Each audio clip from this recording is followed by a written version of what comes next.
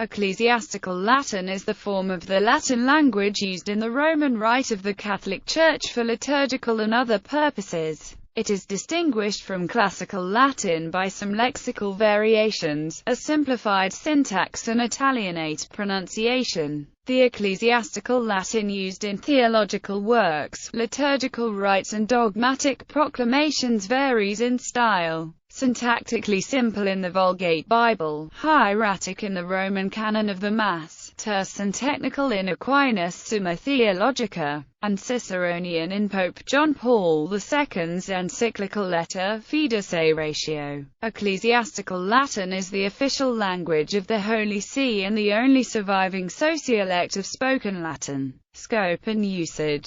The Church issued the dogmatic definitions of the first 7 general councils in Greek, and, even in Rome, Greek remained at first the language of the liturgy and the language in which the first popes wrote. During the late Republic and early Empire periods, educated Roman citizens were generally fluent in Greek, although state business was conducted in Latin. The Holy See has no obligation to use Latin as its official language and, in theory, could change its practice. As Latin is no longer in common use, the meaning of words is less likely to change radically from century to century. Since Latin is spoken as a native language by no modern community, the language is considered a universal, internally consistent means of communication without regional bias. Especially since the Second Vatican Council of 1962 to 1965, the Church no longer uses Latin as the exclusive language of the Roman and Ambrosian liturgies of the Latin rites of the Catholic Church.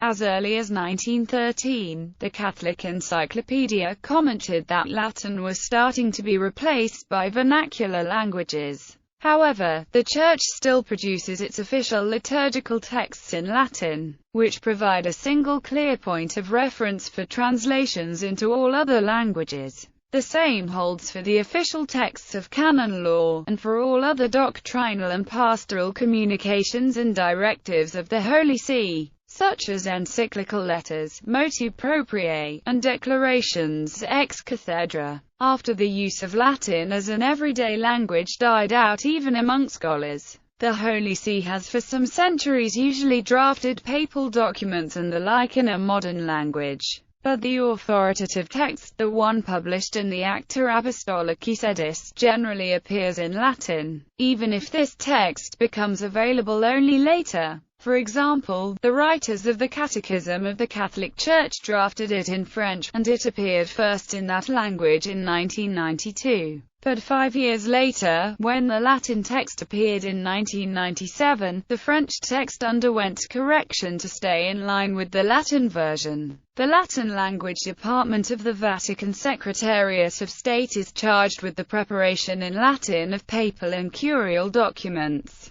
Occasionally, the official texts are published in a modern language, including such well-known texts as the Motu Proprio Tra la Sollecitudine by Pope Pius X and Mit Brennan de Sorge by Pope Pius XI.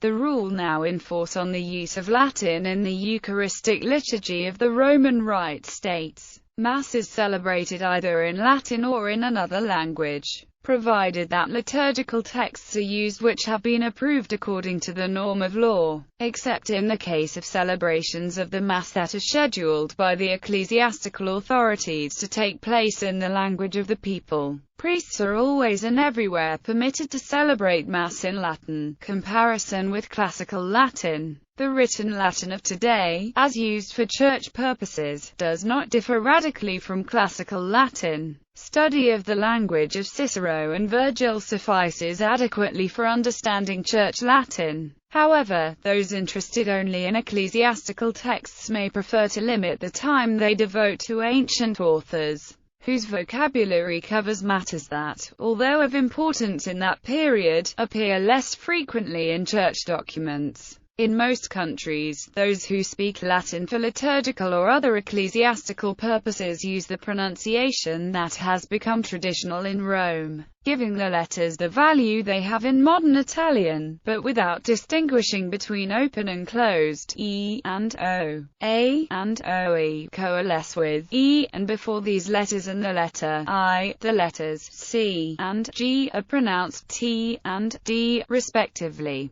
T, followed by a vowel, is generally pronounced TSI. Such speakers pronounce consonantal V, as in English, and double consonants are pronounced as such. The distinction in classical Latin between long and short vowels is abandoned, and instead of the macron, a horizontal line marking the long vowel, an acute accent is used for stress. The first syllable of two-syllable words is stressed. In longer words, an acute accent is placed over the stressed vowel, e.g., adoremus, let us adore, Domini, of the Lord. Ecclesiastics in some countries follow slightly different traditions. For instance, in Slavic countries and in German-speaking ones, the letter C before the front vowels E and I commonly receives the value of TS, and speakers pronounce G in all positions hard, never as English. J. Language materials.